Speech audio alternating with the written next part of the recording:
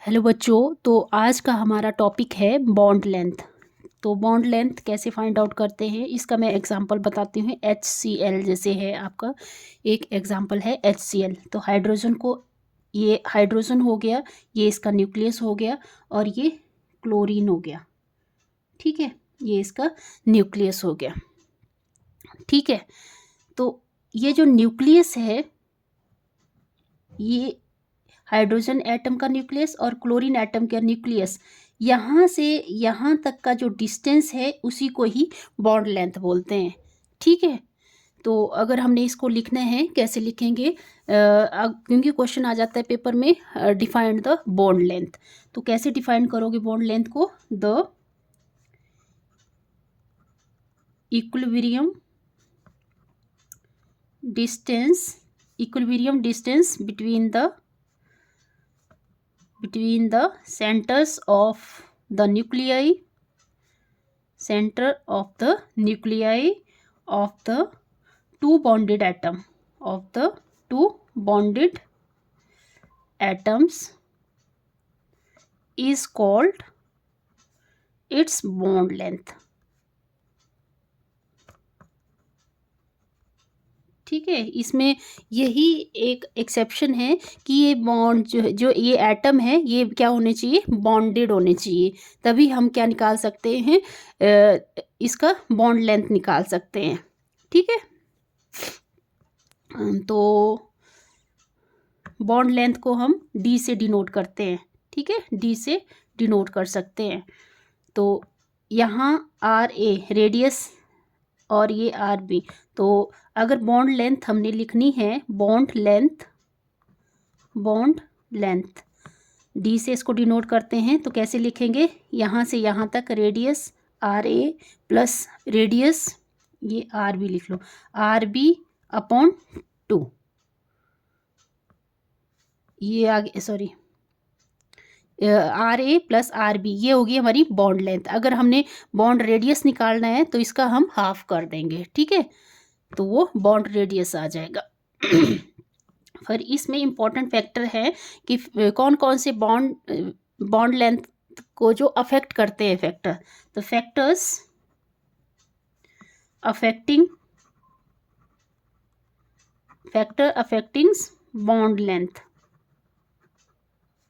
Bond length को कौन कौन से फैक्टर अफेक्ट करते हैं। तो फर्स्ट ही है size of the atom.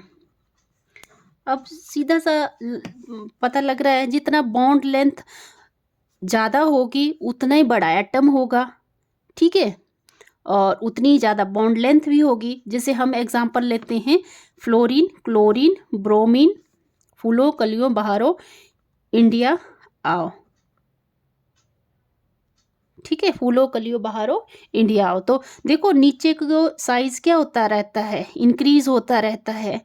Size क्या होता रहता है, इंक्रीज होता रहता है। क्यों होता है? क्योंकि नंबर ऑफ सेल्स नीचे की साइड को इंक्रीज होते रहते हैं।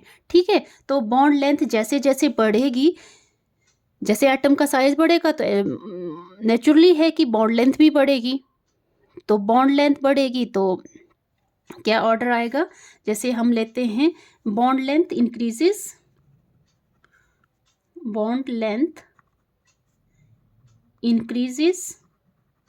with the increase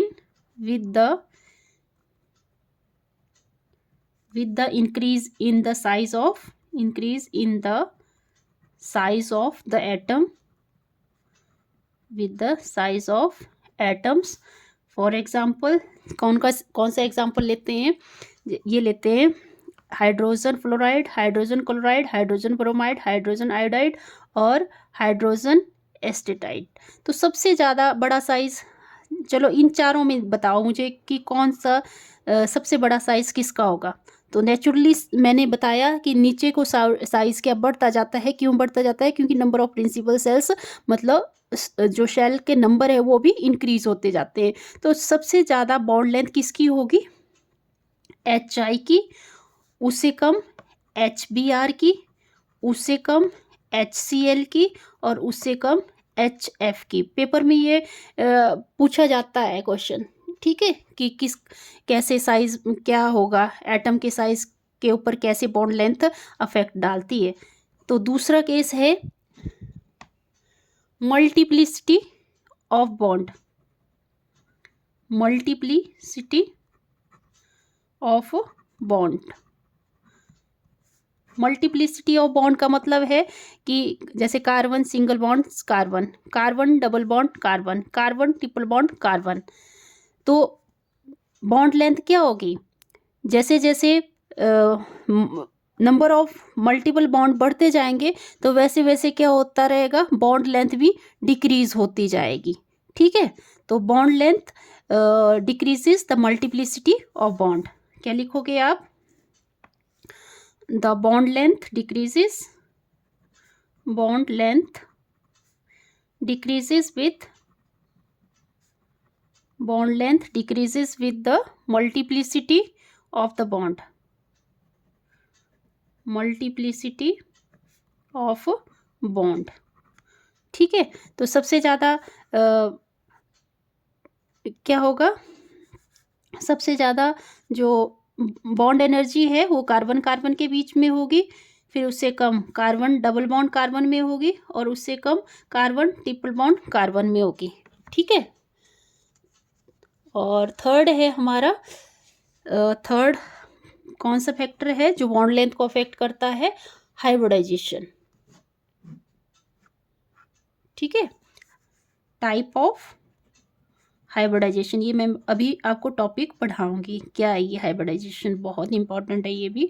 type of hybridisation, hybridisation होती है 3 टाइप्स की, sp हाइब्रिडाइजेशन, sp2 हाइब्रिडाइजेशन और sp3 हाइब्रिडाइजेशन। तो sp हाइब्रिडाइजेशन में होता है 50% s करेक्टर, और sp2 में होता है 33% s करेक्टर, और जो sp3 है उसमें होता है 25% s करेक्टर। तो बॉन्ड लेंथ कैसे अफेक्ट करती है, s करेक्टर के ऊपर, मतलब जितना ज़्यादा s करेक्टर होगा उतना ही कम क्या होगा, हाइब्रिडाइजेशन। एस करेक्टर में मतलब यहाँ पे देखो sp, यहाँ पे क्या हो रहा है, सब 50% है ना एस करेक्टर, और यहाँ पे 33% है, और यहाँ पे 25% है। तो एस करेक्टर जिसका कम होगा उसकी बॉन्ड लेंथ ज़्यादा होगी। ठीक है, एस करेक्टर जिसका कम होगा मतलब उल्टा होगा, इसमें क्या लिख सकते हो आप, S orbital is smaller in size, S orbital is smaller in size, smaller in size, greater the s character, greater the s character, s character, shorter is the hybrid orbital, shorter is the hybrid character। ठीक है, and hence shorter is the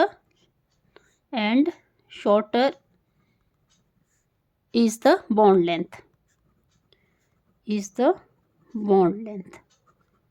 ठीक है, समझ आया, मतलब जो s character है, जैसे एस पी में लेते हैं हम, एस पी इसमें देख लेते हैं क्या है, एस करेक्टर मतलब 25, मतलब sp3, इसमें बॉन्ड लेंथ कम होगी,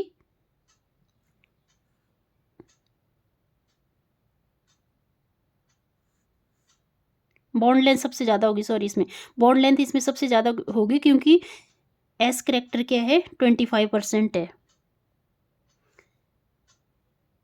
फिर sp2, फिर sp।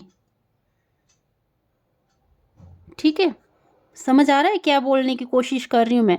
S orbital is smaller in size, जैसे कि हमें पता है एस ऑर्बिटल क्या होता है, स्मॉलर साइज में होता है। तो एस करेक्टर अगर थोड़ा होगा तो हाइब्रिड करेक्टर क्या होगा, हाइब्रिड करेक्टर, हाइब्रिड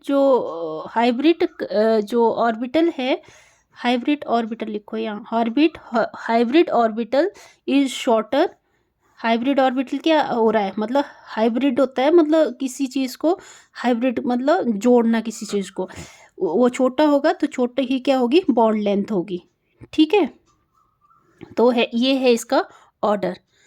ओके, समझ आया वीडियो तो प्लीज़ लाइक करें, शेयर करें, सब्सक्राइब करें ज़्यादा से ज़्यादा। Thank you.